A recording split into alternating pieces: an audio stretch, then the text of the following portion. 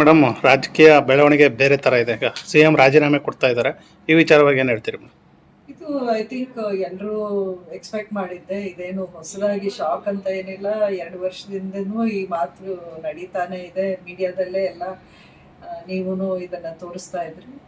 ಖಂಡಿತ ಯಾರಿಗೂ ಏನು ಇದು ಶಾಕಿಂಗ್ ನ್ಯೂಸ್ ಅಂತೂ ಅಲ್ಲ. ಆದರೂ ಯಾರೇ ಇರಲಿ, CM ಆಗಲಿ, ಯಾವುದೇ ಸರ್ಕಾರ ಬರಲಿ, ಒಳ್ಳೆ ಆಡಳಿತ ಕೊಡಬೇಕು ಅನ್ನೋದು ಜನ ಅಂತೂ ಎಕ್ಸ್ಪೆಕ್ಟ್ ಮಾಡ್ತಾರೆ. ಅದನ್ನು ಅವ್ರು ಕೊಟ್ಟರೆ ಸಾಕು. ಸಿದ್ದರಾಮಯ್ಯವರು ಯಾಕೆ ಬದಲಾವಣೆ ಆಯಿತು? ಅದು ನೀವು ಅವ್ರನ್ನೇ ಕೇಳಬೇಕು, ನನ್ನನ್ನು ಕೇಳಿದ್ರೆ. ನೀವು ಕಾಂಗ್ರೆಸ್ ಹೈಕಮಾಂಡ್ನ ಕೇಳಬೇಕು, ಪಕ್ಷದ ವರಿಷ್ಠರನ್ನ ಕೇಳಬೇಕು. ಅಲ್ಲ, ದಲಿತರಿಗೆ CM ಮಾಡಬೇಕು ಅಂತ ಒಂದು ಕೂಗಿದೆ. ಆ ವಿಚಾರವಾಗಿ ಏನಾರು ಹೇಳ್ತೀರಿ ಮೇಡಮ್?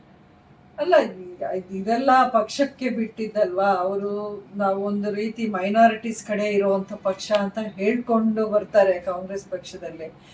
ಅದನ್ನು ಉಳಿಸ್ಕೊಳ್ಳೋದೋ ಬಿಡೋದೋ ಅವ್ರಿಗೆ ಬಿಟ್ಟಿದ್ದು. ಅವಧಿ ಪೂರ್ಣ ಆಗುತ್ತಾ ಸರ್ಕಾರ? ನಿಮ್ಮಂತ ಎಕ್ಸ್ಪೀರಿಯನ್ಸ್ಡ್ ವೆಟ್ರನ್ಸ್ ಹೇಳ್ಬೇಕು, ನಮಗೆ ಸೀನಿಯರ್ಸ್, ನಮಗೆ ಗೊತ್ತಿಲ್ಲ ಇದು. ನಿಮ್ಮ ಅಭಿಪ್ರಾಯ, ಒಟ್ಟಾರೆ ಅಭಿಪ್ರಾಯ, ನಾಯಕತ್ವ ಬದಲಾವಣೆ ಬಗ್ಗೆ ನೀವು ಒಪ್ತೀರಾ? ನಾನು ಒಪ್ಪೋದೇನಿದೆ, ಅದು ನಾಯಕತ್ವ ಬದಲಾವಣೆ ಆಗಿದೆ. ನಾವು ಇದರಲ್ಲಿ ನಮ್ಮ ಒಪ್ಪಿಗೆ ಯಾರಿಗೆ ಬೇಕಿದೆ? ಅದು ಅವ್ರ ಪಕ್ಷದ ನಿರ್ಧಾರ ಅಲ್ವಾ. ಬಹಳ ದಿವಸದ ಗೊಂದಲ ಆಯ್ತು ಇದ್ರ ಬಗ್ಗೆ.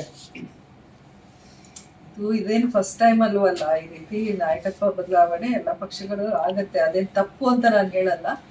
ಆದರೂ ಜನರಲ್ಲಿ ಇದನ್ನ ಯಾವ ರೀತಿ ಆಕ್ಸೆಪ್ಟ್ ಮಾಡ್ತಾರೆ, ಯಾರು ಆಕ್ಸೆಪ್ಟ್ ಮಾಡಲ್ಲ ಅನ್ನೋದು ಕಾದು ನೋಡ್ಬೇಕಷ್ಟೆ.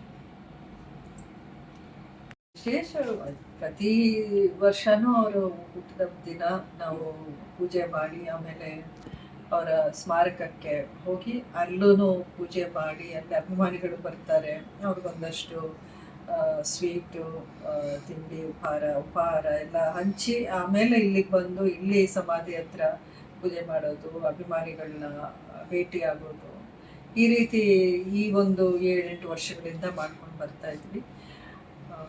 ಅಂಬರೀಷ್ ಅವರ ಹುಟ್ಟುಹಬ್ಬ ಅಂದರೆ ಅದು ಅಭಿಮಾನಿಗಳಿಗೆ ಹಬ್ಬ ಮುಖ್ಯವಾಗಿ ನಮಗಿಂತ.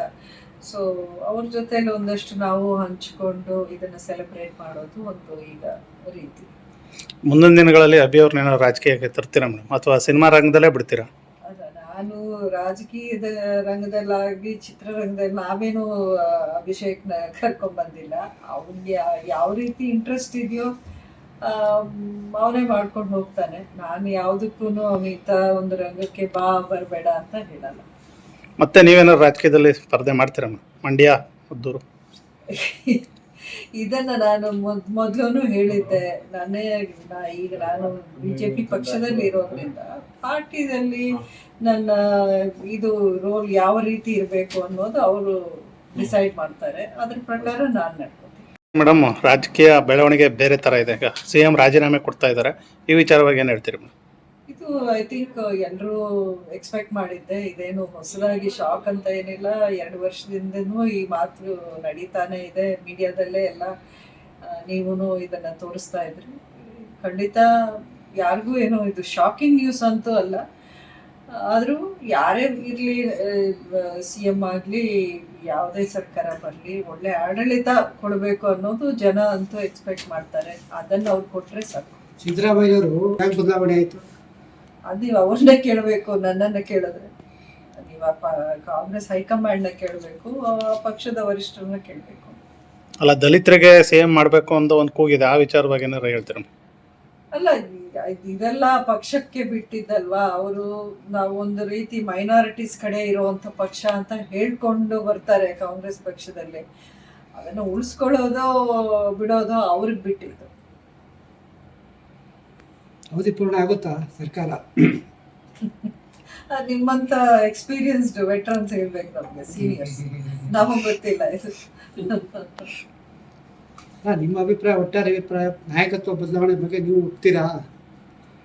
ನಾನು ಒಪ್ಪೋದೇನಿದೆ, ಅದು ನಾಯಕತ್ವ ಬದಲಾವಣೆ ಆಗಿದೆ. ನಾವು ಇದರಲ್ಲಿ ನಮ್ಮ ಒಪ್ಪಿಗೆ ಯಾರಿಗೆ ಬೇಕಿದೆ? ಅದು ಅವ್ರ ಪಕ್ಷದ ನಿರ್ಧಾರ ಅಲ್ವಾ. ಬಹಳ ದಿವಸದ ಗೊಂದಲ ಆಯ್ತು ಇದ್ರ ಬಗ್ಗೆ. ಇದೇನು ಫಸ್ಟ್ ಟೈಮ್ ಅಲ್ವಲ್ಲ ಈ ರೀತಿ ನಾಯಕತ್ವ ಬದಲಾವಣೆ. ಎಲ್ಲ ಪಕ್ಷಗಳು ಆಗತ್ತೆ, ಅದೇನು ತಪ್ಪು ಅಂತ ನಾನು ಹೇಳಲ್ಲ.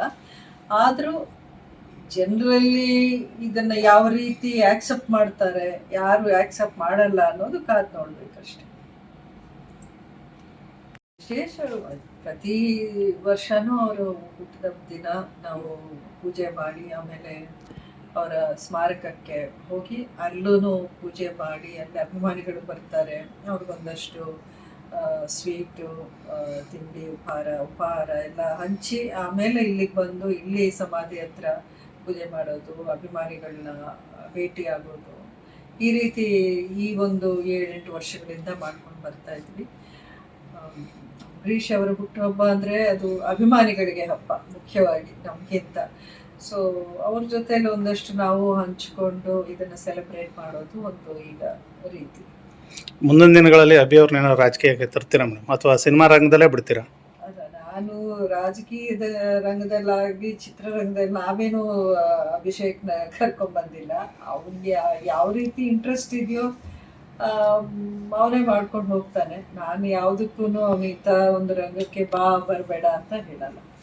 ಮತ್ತೆ ನೀವೇನಾದ್ರು ರಾಜಕೀಯದಲ್ಲಿ ಸ್ಪರ್ಧೆ ಮಾಡ್ತೀರಾ ಮೇಡಮ್? ಮಂಡ್ಯ, ಮದ್ದೂರು? ಇದನ್ನ ನಾನು ಮೊದಲು ಹೇಳಿದ್ದೆ. ಈಗ ನಾನು BJP ಪಕ್ಷದಲ್ಲಿ ಇರೋದ್ರಿಂದ ಪಾರ್ಟಿದಲ್ಲಿ ನನ್ನ ಇದು ರೋಲ್ ಯಾವ ರೀತಿ ಇರಬೇಕು ಅನ್ನೋದು ಅವರು ಡಿಸೈಡ್ ಮಾಡ್ತಾರೆ. ಅದ್ರ ಪ್ರಕಾರ ನಾನು ನಡ್ಕೊತೀನಿ.